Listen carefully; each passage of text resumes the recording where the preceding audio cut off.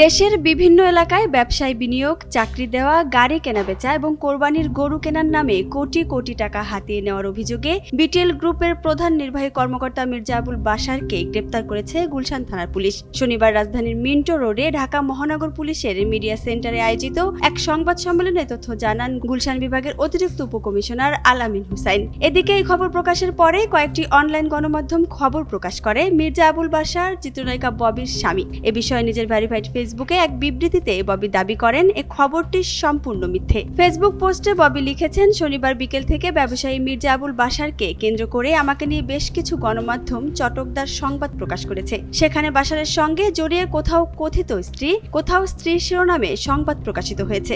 বিষয়টি সম্পূর্ণ বানোয়াট ও ভিত্তিহীন। এছাড়া পোস্টে ভুয়া সংবাদ প্রকাশের জন্য ব্যবস্থা নেওয়ার কথাও জানান ববি। আমাদের উঠে দাঁড়াতে হবে।